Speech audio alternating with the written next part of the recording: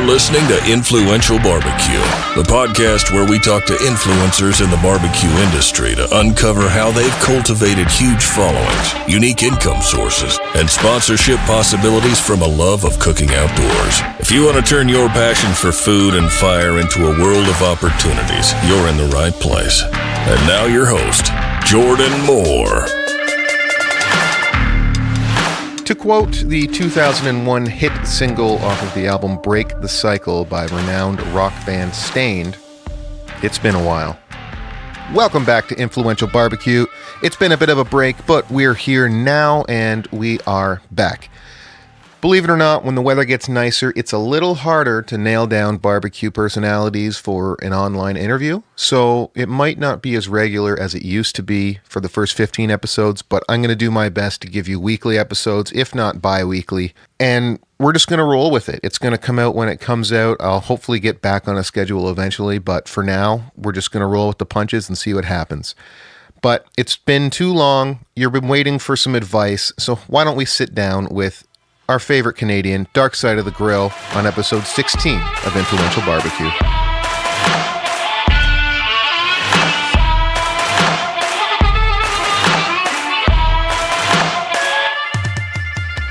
Hello and welcome back to another episode of Influential Barbecue. This week I've got one of the Canadian greats here with me, fire in the hole up north, barbecue's biggest Star Wars fan, and host of After the Cook. I've got Mel from Dark Side of the Grill. Mel, thanks so much for joining me today. Thank you very much for having me, man. This has been a long time coming. It has been. I remember I messaged you early on in the process of this podcast, but you were on planes and in different countries for months on end, and I just couldn't nail you down at all. I always feel bad, man. Every once in a while, I'll get someone that falls through the cracks, and they're like, look, I hit you up about this and that.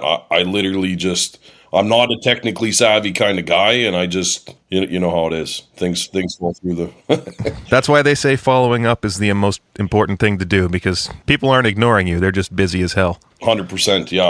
I've been accused of being a dick more than once, and then someone will be like, no, dude, he just... Yeah. So, yeah. Now, accused more than once won't be the last time, but he's not a dick. He's a nice guy. Exactly. There we go. That's So before we get into anything here, do you mind giving us a bit of a brief history about yourself and what you're all about and kind of how you got into the barbecue world? Oh, for sure. Yeah, I can give you the origin story, if you will. I've been a welder in Edmonton, Alberta, born and raised. I've been welding my entire life. I grew up in my dad's garage, builds hot rods, whatever, and I learned to weld well before I should have, but that's fine. In Alberta, you got no excuse. So I hit the oil field when I was 18, bought a house right away. I was the only guy out of a huge group of guys that had a house. Everyone else went for the trucks and disappeared up north, whatever, right?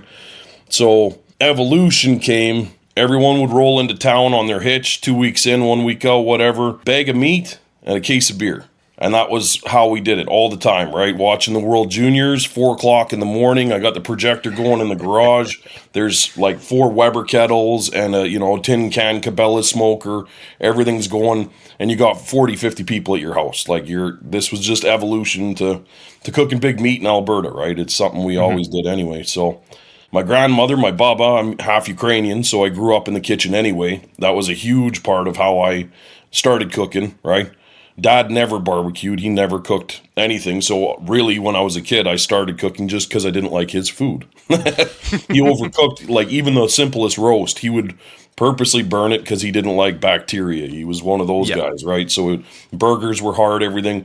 So literally, as soon as I could, and I'm talking like 13, 12 even, I grabbed that bull by the reins, and that was it. So fast forward to, I don't know, 3 years ago, maybe 2.5, 3 years ago, I'm cooking lunch for the boys at the shop. I'd always do the safety meetings and stuff like that. Good excuse to barbecue. Mm-hmm. There was a helper, laborer that we had hired, and I caught him a couple times, and he'd be taking pictures of the lunch that we had, and different angles and stuff like that. And I was like, "What are you doing? Like, why are you?" And he told me, he's like, I'm on Instagram, and every time I put your food up, I get more followers, whatever. And I started laughing. I was like, Instagram's for 16-year-old girls, man. What are you serious?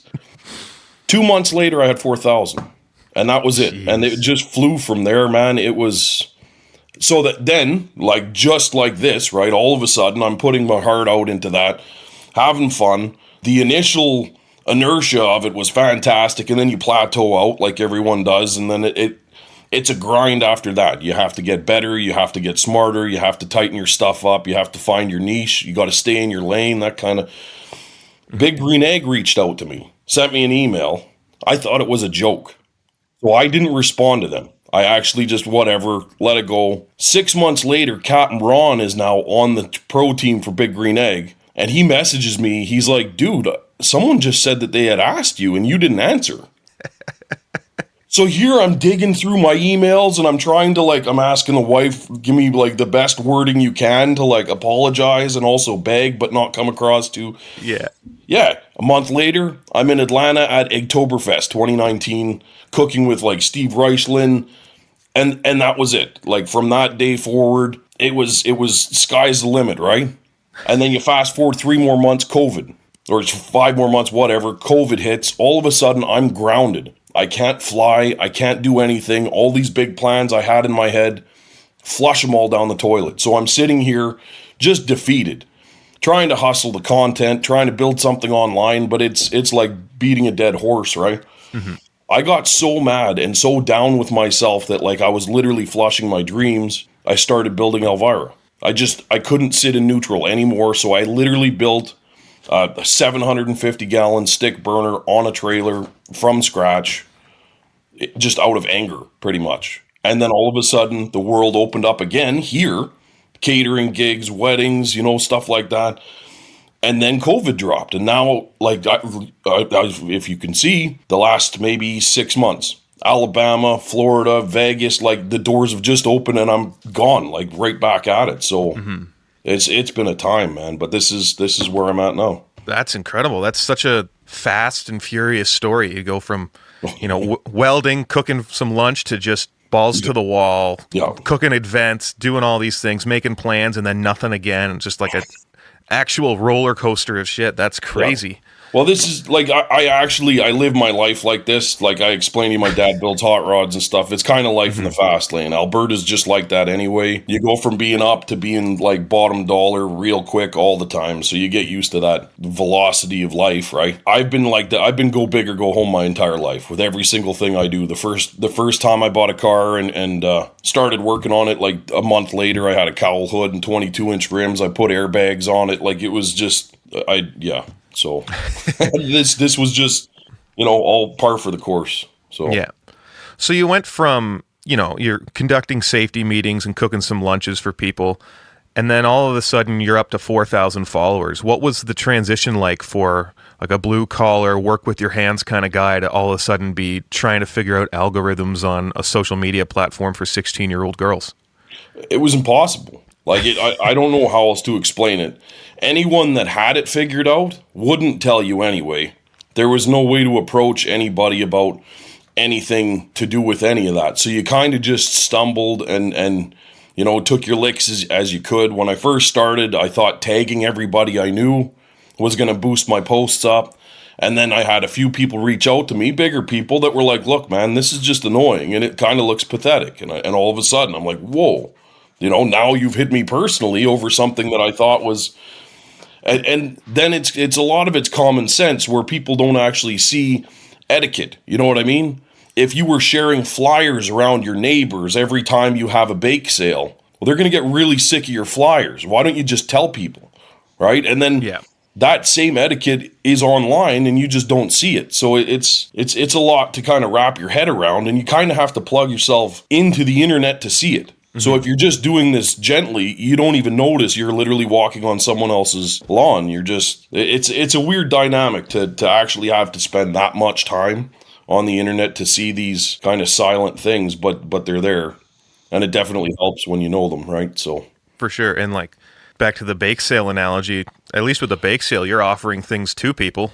Whereas this is just you're cooking for yourself and just rubbing it in people's noses, being like, "Hey, here's what I made. Screw you." That's exactly it. And man, with the volume that I cook, people literally get mad at me because they can't cook that volume or they refuse to cook that volume. And my only answer to that is, that's what I do to stand out. Figure out what you're doing. Some people buy followers. I buy meat and then hope my meat buys followers. Whatever you need to do. I have noticed that your cooks are always just massive amounts of food, and I think to myself, like, I'd never be able to eat all that if I made it. But are you donating any of that, or you freeze it for later, or how do you kind of deal with how much you cook? Usually, like, we have a huge family, so the family eats up most of it. If not, I take it to the shop, the boys at the shop for lunch all the time. We have a soup kitchen downtown, but because it's not a registered kitchen, they can't allow it. And so the backstory to that is anytime a place is government funded, they can't touch like non-commercial food. Mm-hmm. So it's actually more of a headache for them to even take it from another restaurant. They prefer to just cook it in-house and be done with it. Yeah. So that really sucks. So there's different ways around it. And then the last case scenario, I vacuum seal it. I've got 5 deep freezes right now, 2 commercial fridges. It's nuts. Yeah, it's similar to, we've got some community fridges here in Hamilton where people can donate, food and canned goods to those less fortunate. But every now and then you get someone who puts like a homemade meal in there and it looks amazing, but just legally we can't leave it in there. We have to take it out because, somebody might have put a razor blade or something in there kind of thing. So it's just, it's unfortunate, but it's safer for those who might not know better. Yep, no, exactly. So you've built Elvira and you're doing some catering things. So you've gone from welding and safety meetings to welding, safety meetings, Instagram influencer, and catering, essentially. How are you balancing all of those things? And are you trying to transition out of welding to cooking more? Or are you super happy to balance everything and just live in a tornado? Well, I do live in a tornado like this. So barbecue is not my only hobby either. I have I've got fish, I've got cars, I've got all it's actually pretty insane. When I leave for a week, the amount of prep I have to do takes almost a week for me to leave for a week. So it's, I don't know. It's morphing into its own thing. Definitely doing a lot less welding and a lot more barbecue now. That was kind of between the stress of all of that, as well as people say not letting me have half a year off. You kind of push these issues until it's no longer, feasible, right? So yeah, and it's a weird dynamic there too, right? There's always room for more work, but this is also a lot more fun. And I've honestly, in the last year, I've spent more time with my family than I have since I've had a family. So it's hard to turn the value of that down. That's actually between the health of what I was doing. I weld stainless steel, carbide, cobalt, chromium. I'm up there in the welding world, but also in the dying quickly world. So I don't, right. It's definitely like there's sunshine on the other side by not doing so much of that. So, Well, that's good to see that it's kind of, and I think COVID did this to a lot of people. You spent a little more time with your family and then you started to look at, all the hazards and time you've spent doing things you didn't truly get joy out of anymore. And you weld for so long, you build up a career like that, it's hard to kind of turn your back on something like that. And then you find barbecue and you're like, I can cook all this amazing food and hang out with my family. Like, I'd be crazy not to try and focus on this a little bit more. Yep. So you've got a very specific type of personality that you put onto all your social media stuff, and I don't think you're playing that up at all. I think you're just 100% Mel in everything that you do.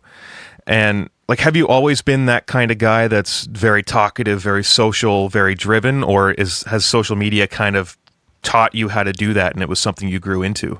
Again, this is another weird backstory. So I've actually been the shy, quiet type for, I'm going to say, 3/4 of my life. I just turned 41. It wasn't until I was in my mid, maybe late 20s that I really came out of my shell. And I actually found that like jumping in and getting a bit louder in a room tends to get you, farther to where you want to go, right? And it's really paid off for me. And in social media, and this is something you can ask a lot of people, when I came onto Instagram, no one was talking into the camera. And I'm being honest about this. People have literally hit me up and been like, it's because of you that I've had to force myself to be more, right? And that's that's a blessing and a curse, because a lot of people are still not loving it, but they're really forcing it. And that's, for me, it just rolls out. Once I put my head in the zone of what I'm doing, and this is part of my own shtick, right? In Alabama, we're in the Gulf of Mexico, Live Fire Republic, Chef David Olson. We're about to do this alligator, and he's like, hey, are you going to be cool in a couple minutes to go on the camera? I looked at the camera, I'm like, are you ready? I can do this right now. There's no setup, there's no nothing, I'm just on. And it's the easiest thing for me to do. Middle of an egg demo, and I can walk around the corner and there's someone looking at that, and just switch, bang, on. And a lot of people can't find the switch, and I'm blessed to have it. So, and it's definitely propelled me in a lot of neat ways. So for sure. And the switch is something I can't, like, I've tried the looking at camera things and I watch it back. I'm like, delete, gone. I don't like that at all. And it's something you just have to get used to. And people like you can just turn it on and go. And it just, like, I'm envious of it because it's so confident and cool that you can just do it. And then, like, I try it or I watch other people try it, and it's like, ooh, I don't know about that. That doesn't look nice. That doesn't feel nice. I don't want to buy this product now. But it's so cool that you can just, you stepped at, what caused you to step out of your shell? Do you know? Was there a reason you kind of figured that out? It was mostly hanging out at the bars and stuff like that. You're always in the weeds, right? You're never on the stage. Mm-hmm. And I kind of just got sick of, in a group of 20 people, and you're trying to say something, but you'll never be heard because you got this loudmouth who's had 10 too many beers, and you can't get your point across. And it just sort of happened. And then all of a sudden, without looking like the guy who had 10 too many beers, I was able to be louder than him and have everybody listen. And then it was instantly like, that's just how we're going to have to do it from now on. It wasn't an arrogance thing. It was more of a pride thing. And once you dug that out, then people understood. Not only am I saying something of value, but I'm actually putting my words behind it. And people tend to listen a lot quicker and a lot more. So yeah, absolutely. That's a great way to look at it, because so many, especially in group settings, like you try to have conversations and there's always one person that's just louder. Yeah. And even if they're not saying anything of value, they're louder than everybody else, and you can't have another conversation around them. So finding a way to channel yourself into being loud enough without being annoying, like asserting yourself as the person presenting a topic, is a great thing to do. And you've done that with your Instagram stuff. You're like, if I see Mel pop up, it's like, oh, what's he doing today? Because he's like, hello, people. I'm like, hey, I'm people. That's me. I'm going to watch this now and see what's going on, because you've just got such an eclectic way to deliver all of your content that it's not the standard stuff that everyone's been doing, which is super cool. Well, and something you had said there in the middle of what you were saying, you had said about convincing people to buy things, or making someone feel, okay with buying something. That's the other half of this business that people don't like to talk about. Mm-hmm. I am very careful the brands that I take in. I'm very careful to not jump on every free thing that comes in the mail or whatever, because I built this trust with a literal staring at you and talking with you and answering your questions via messaging. I have to be honest in what I do, because if I'm not, hypothetically, a gas barbecue company may have reached out and offered me like $2,000 a month. This would have changed my life completely. Do you know how many people would have called me on you're going back to gas in the first 10 minutes? Comfortable or not, sometimes you have to just say, like, geez, as amazing as that would have been, that's obviously not for me, and it's not for the people that I have literally been selling to this entire time. So that's... Every time I touch something, it's something that I would invest my own money in. Working as hard as I have to buy stuff, I have to be as forthcoming as I can, because I am literally looking into the camera at you. So I need you to trust me. And that's the tricky part about this, is a lot of guys I know, and a lot of them I'm close with, they look like a NASCAR now. There's like 38 different stickers on each side. You know what I mean? Someone put Fig Newton on their windshield. Like, they're done. This is... You can't even see anymore, and it's nuts. It's crazy. I hate it, but what do you do? Yeah, and fire in the hole wouldn't have the same effect if you're just clicking an electric start, click, click, click. Wouldn't work. This is the thing, man. That fire in the hole, that was a whole other bag of monkeys, man. I actually trademarked that. Really? It cost me a disgusting amount of money in American funds with an American lawyer, because they're the only ones that are international. Canadian lawyers are only good for like the territory you're in. So I had to go and put a buttload of money into that to trademark it. And then you've got these strange charcoal companies coming out of the woodwork that see one time a fire in the hole they're tagged in, and all of a sudden that's going to go across the bag. That's going to be their selling feature. And then you have to literally stop what you're doing in the middle of creating content or whatever and be like, okay, jerk off, we're not going to do this. You can't do this. And then right away they're like, oh, what's going on? It was never about selling things. The fire in the hole was like, I've had people in Japan on a balcony give me a fire in the hole. It's its own like little family thing where, you know, if you're going to bring flame to charcoal, it's what better way to do it. And everybody sends it off, and it's been amazing. It's been something I've been super proud of. Yeah. And man, almost every single company out there has tried to get in on it. And I've had to like beat them away with a stick just because there's a dollar value in it, right? It's instant advertising for anybody. So yeah, I can't imagine what the intellectual property side of like having your own trademark and branding and that kind of thing would be, especially in something on social media. It spreads so fast, you lose the source almost immediately. And then someone's like, oh, fire in the hole, that's pretty cool. So you have to like go after these people and get them to take it down? I'm very politely, but yeah. That's a full-time job in itself. Buddy, I'm a very busy person. Yeah, I'm a very busy person. It's not a ton of fun, and that's not the stuff that I like doing at all. Like some people might get off on that, not me, man. So it's been a battle, but it's been worth it. So your presence on Instagram seems to have taken you so many different places, especially as of late, and it's kind of impressive based on, you know, you've been doing this for 3 years and 2 of it's been during a pandemic. You know, you've built this trust up with your followers. You've built this trust up with other brands and other accounts on Instagram. What's it like getting invited to all these different cookouts or these different events like Social Fest and all those things? How does that make you feel when people are just like, Mel, come hang out with us, be the Canadian in our group, come on down? Honestly, it's not only is it humbling, but me being from Edmonton, Alberta, we've never traveled. As a family, we've never traveled. If you were going camping, you'd go up to the mountains. There's no reason to go anywhere.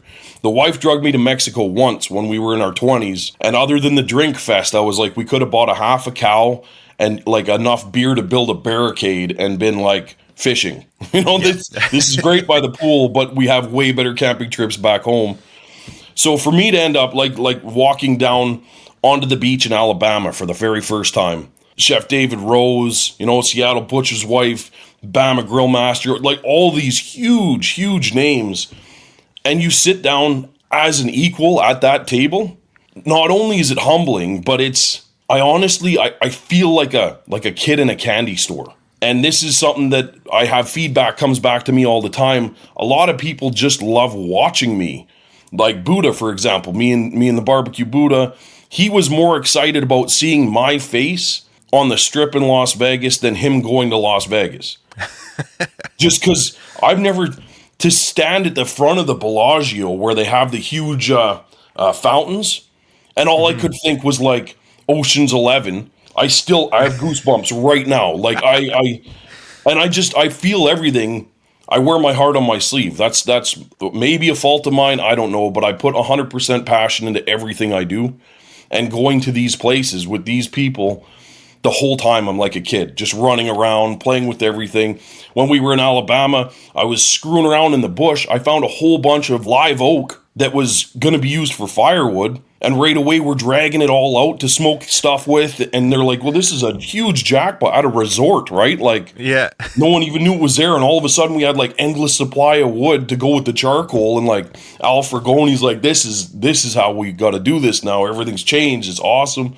Just a blast all the time. So yeah, I can't even put it into words really. But just standing there, I'm just in awe every single time. I don't think it'll ever get old. It's too cool. So, what's been the coolest trip you've done so far? My very first trip out to Atlanta for Eggtoberfest, I think there was like 10,000 people there. It was massive. I don't know the numbers, but it was insane, the amount of people that were all there.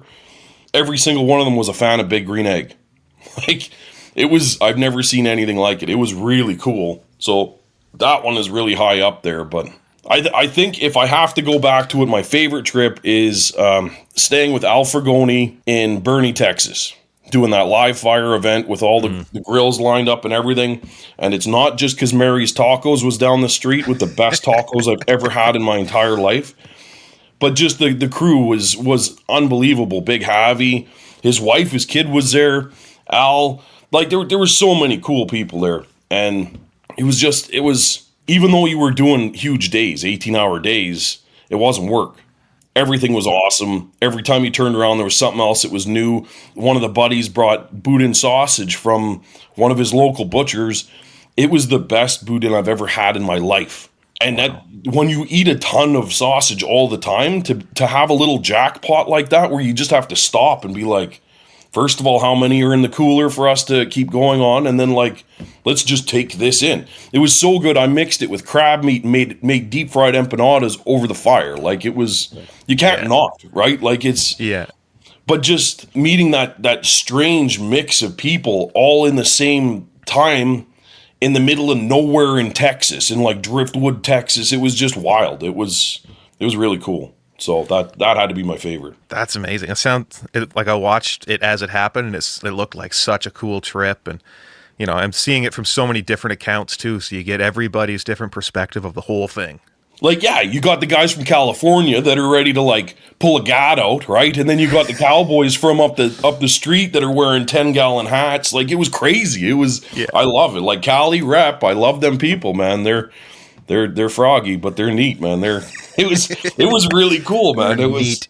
Yeah, it was a good mix, because then there's Javi, right? Javi sooner, buck up a donkey on the side of the road than like it's all, everyone is 100% legit in that scenario. If you have something to bring, you're bringing it, because everyone's bringing everything. So it's wild. It's wild to see. So. Yeah, and from a spectator's point of view, it's so cool to see all these people that I've only seen on Instagram get together in person. Yeah. Because then like, shit, these people are actually doing the things they're saying they're doing. Like, social feasts, I've followed every single person, and then you guys all just showed up at a house together. And I was like, what the hell is going on here? This is amazing. And then there's behind the scenes from everybody, about everybody. And, like, I can't imagine how exciting those events are, especially after 2 years of not being able to do anything or see people. All of a sudden, everyone that you've created a relationship with online is in the same kitchen, and you're just making a grotesque amount of food. That's all going to be so good. Like, I can't imagine that feeling. Social feasts, Chef David had a box show up, and I'm trying to think of what chef sent it to him, but it was a huge chef, has a ton of cookbooks out, but local to Alabama. There was purple asparagus. There was Brussels sprouts, like albino Brussels sprouts. They were an ivory color. And he opened the box and he's like, has anybody taken anything out of here? And we're like, no, but we peeked. 100% we peeked. We opened it up and we peeked at it. And he's like, you don't understand. Like, this has no dollar value.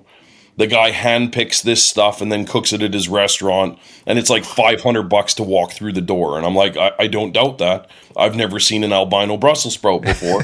Like, this is, and it was just the wildest thing, because there is no place in the planet that you could be at that time to see that caliber of cooking and that quality of food show up. And here's Mel from Edmonton, who's had 32 White Claws this morning, that's about to eat albino Brussels sprouts wrapped in like Snake River Farms bacon. Like, you know what I mean? Like, it's just wild. It was insane. Every step about it was just like my Vegas trip. We went and ate at Emerald's. Don't you think Emerald was there? The first time in 4 years he went to Vegas to a restaurant. I don't think he likes Vegas, and he was there. Signed everybody's menu. Like, it was like, you can't write this shit. It just, and here I am just bumbling along, just Canadian from fish out of water story, right? And deadly, absolutely deadly. So it's, yeah. Man, that's incredible. It's taken you so many cool places, from just being like feet on the ground welding in Edmonton to cooking some burgers or some brisket for your friends, and then all of a sudden you're in Vegas, you're in Alabama with like these people with millions of followers and millions of things. And it's just so wild how far these kind of things can take you, because I grew up in a small town, and I'm sure you were probably from a similar ilk, where you're like, spend too much time on Instagram and your phone. These stupid kids spend so much time on the internet doing nothing. And I'm out here working with my hands, making a difference. And now all of a sudden, you're cooking picanhas and you're like, I got to set up a tripod and a light before dinner. Sorry. Yeah. Well, this is, and not that, I know there's going to be a few of the older gentlemen listening to this, and I don't mean any disrespect by it, but I honestly feel a bit like lied to by the older generation, because I literally did work with my hands and build everything for a very long time. And I've just now realized that there are kids that are blowing right past me in every aspect of life, playing video games on YouTube. Yep. And that was exactly what I was like yelled at not to do ever. And now those kids have mansions. So yeah. I was talking to Uncle Hemi about that on the last episode. He's like, there's a kid that's made like $7 million opening toys in the mail. I'm like, what the hell? Yeah. I went to school like an idiot? Yeah. No, this is, man, that's the joke. Like, you know. Yeah. Joke's on me, I think. Yeah. Yeah. No, that's, when we first started out, we had that Oregon Trail on the old Mac, right? And that was, why didn't we keep going with that? Why'd you all stop that? That was, I never did find Carmen Sandiego either. Yeah, exactly. Don't know where she is. Yeah. She was in the 9th page of your dad's Hustler. That's where she was. So. How do you like them apples? There you go. That's and that Hustler was under my mattress. Exactly. Oh, that's good. So I want to respect your time. I know you're a busy guy, so I won't keep you too much longer. But as someone who went from just working every day, sweating all the time, welding things, to putting your full personality out there in your posts and your content, what kind of like tips or advice to anyone looking to start this kind of journey? Like, what would you tell them right off the hop that you learned the hard way, maybe? Like everything else in life, you put in, you get out. And a million times I'll have people that honestly are mad at me about my following, about how many followers I have. They are literally angry because when they come home from work, they'll put a good solid half hour into Instagram. They'll cook their ribs, whatever. They'll put their post up and then they'll go to bed. And they'll be mad that they didn't get the likes and comments that I did. What everyone seems to forget about, and it's the first thing that they don't want to pay attention to, is that I put in 8 to 10 hours a day on Instagram when I had 500 followers. And that's where we are different. And that is why we are different. You have to put in the work to get it out. Some people, they'll fluke, they'll hit a reel, they'll get 20 million, whatever. I am not a flash in the pan. I've built my following slow and steady since day one at an aggressive rate, but it has been a rate.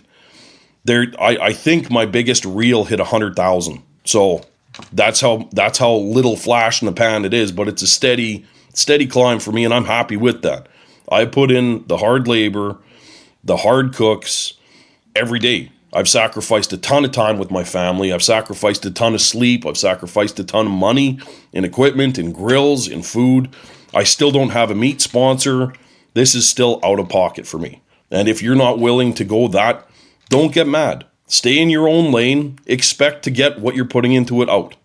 And that's my best advice. If you're going to go for the top, like, get ready, because it's a ton of work.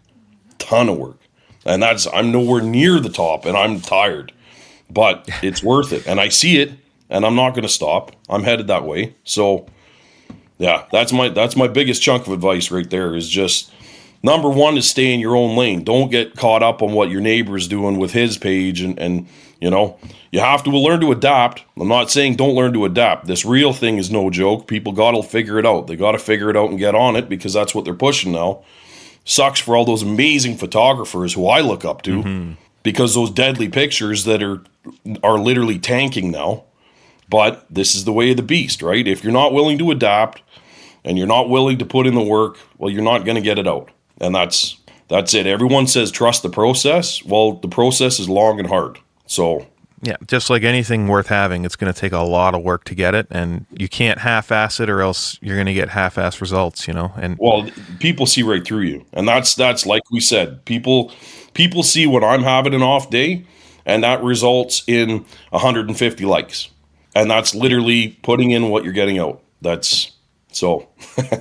Yeah, especially on this kind of world now where it's immediate feedback for everything that you do. People can tell if you haven't put the time in, or if you haven't put the effort in, or if you just thought, shit, I got to post something. Here we go. And I'm guilty of that. I go in the archives, like, I haven't cooked in a week. Shit, here's thinking about this from the other day, and it doesn't hit very well. It keeps my page active, but it doesn't hit. And I know that. I don't expect it to. But, like, you got to admire the effort that guys like you are putting in, guys and girls like you are putting in to get the kind of results that you're getting, because I try and plan out one full cook to get like a lot of content, and halfway through it I'm like, this is hard, this is a lot of work, like I can't believe how much time and energy this is taking for me to make one really nice video, and you guys knock them out on a weekly basis. And then you add the family into that are literally waiting to eat. It's so with COVID, the wife was stuck home for a bit and she couldn't do it. She's sitting there trying to do a Zoom meeting with her boss, right? 9 a.m. I'm like, hey, you want some Cajun pepper shrimp? No, like it's 10 o'clock in the morning. No, thanks, right? 11:15. Hey, you want a smash burger? She's like, what? What are you talking about? 1 o'clock. Hey, I just made this gumbo. You want some gumbo? She's like, what are you doing? Like, this is what I do. I cook like 9 cooks a day if I can. Try and rob half the content from it. Half of them don't even make it up. And like this is, and she's like, I'm not eating any of that. Why are you doing that? I want a smoothie, damn it. No, it's insane, but this is what it takes, right? This is, so it is what it is. It's and I think that's such a great illusion too, because I think a lot of people try and fit their content creation with their regular meals. No. And it's so difficult to do that because you're going to get hungry and grumpy, and you're not going to be able to catch the content you need. Your partner and kids are going to get hungry and grumpy and yell at you for catching the content you need. You have to, one of the things that I've started learning is you have to plan separate cooks for content and not have them be what you're feeding your family to keep them from getting hangry at you. It's got to be separate, and you're going to end up with a lot of extra food. So find some beneficiaries for what you're cooking, because that's the only way you're going to be able to make quality content that's going to last. Yeah. Oh, 100%. That's my magic now is I'll make skirt steak tacos at noon, get the content for those tacos, and then I'll take the skirt steak and turn it into a rice dish for the family later. Perfect. So you start staging, bigger proteins will turn into smaller dishes. Yeah. And it's a whole other level of things, but this is what it takes, right? You have to juggle both planets, which are totally different planets, but at the same time, right?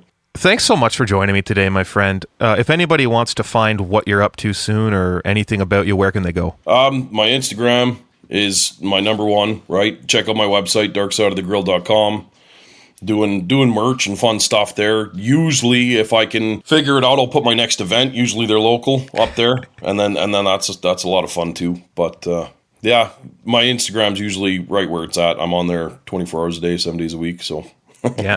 It's never taken you long to respond to anything I've said, so don't be afraid to ask them questions either. The one thing about the barbecue community is we're all here to help each other make better food. That's just it. No one deserves bad barbecue. That's it. And another quick one, just before I believe wholeheartedly in the one grill, right? We pushed this on After the Cook for years. It's a really big deal for me. A little tidbit into that. I was in Las Vegas cooking for the Ace Hardware show. I was cooking for Big Green Egg. We had Chef Jason Morris. I think he was there with Weber. We had Myron Mixon there. I met Benny. Benny Kendrick was there with Mayor Messer. I went to Traeger, see who was over there. Jeremy Andreas, the owner of, or the head CEO of Traeger, right? Yep. All one grill. Everybody, total family, right? And that's exactly how you have to do it. It's amazing to me. I walk up to the Traeger booth, and there's the big dog, the absolute big dog. He's like, hey, Mel, nice to finally meet you. He knew who I was. And that was like a massive thing for me because he's on a total other side of the planet as far as grills go, right? Mm-hmm. But I don't care whether you're cooking on a Traeger or you're cooking on a garbage can. You could be cooking on a shopping cart that's flipped over. What I care about is how you're cooking what you're cooking and who you're feeding, right? If you're cooking a pork chop for your 5-year-old daughter, I want to know that she's going to love it. And if you have any questions about that, I'm here to support you in doing that. That's literally all I care about. I totally believe that there's enough room for everybody in this barbecue community, and I am a strong believer that if you are on my team, if you're someone who converses with me, you're someone that adds to the positivity in my life, I should be doing the same. We're all going to move up at the same way, same time, all the time, and that's why I give 100% to everybody that asks me, because I hope one day someone will return the favor, and that's just how I do this whole thing, and it's been nothing but awesome, right?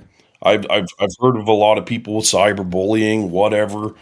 I've never seen any of that, and I hope I never do because of how I conduct myself. Yep. The one thing I've noticed about this community is everyone that I've spent time talking to has been more than happy to reciprocate any good vibes, any advice, help, anything. And it's something that I hope it just continues to do that, because there's so much shit in the world right now that the barbecue community doesn't need to be part of that, 100%. And, as soon as I see any of it, I shut it down, block, delete, don't need it, goodbye, don't care. Yeah. There's no excuse for that kind of stuff. Just be supportive, be friendly. We're all here to cook food for the people we love. That's the end game, and that's it. Right on, brother. Awesome, Mel. Thank you so much for joining me. This has been awesome, and I'm glad I finally got to get you on this show. Beautiful, brother. Thank you very much. This was great. No problem. You take care. Have a great day. You too. And that's it for my chat with Mel of Dark Side of the Grill, and for this episode of Influential Barbecue. Thank you so much for tuning in this week, and thanks for hanging in there while I took a bit of a break to kind of realign myself and figure out how I can keep this show going forward. You can find everything we talked about today on the show notes page at influentialbarbecue.com, and I'm always looking for feedback or comments on this show from you. So please reach out at podcast@influentialbarbecue.com or send a DM to Influential Barbecue on Instagram, and I'd be happy to chat with you. If you or your business or anyone you know is looking to start a podcast, please let me know. I recently started the podcabin.com in order to help businesses launch better podcasts. So if you've been thinking of starting one and you just haven't found a way to pull the trigger yet, reach out to me and let's figure out a way to get you up and running. I'm Jordan Moore. You can follow my barbecue adventures on Instagram at The Backyard Brisket. Thank you so much for listening, and we'll see you next time. Keep on grilling.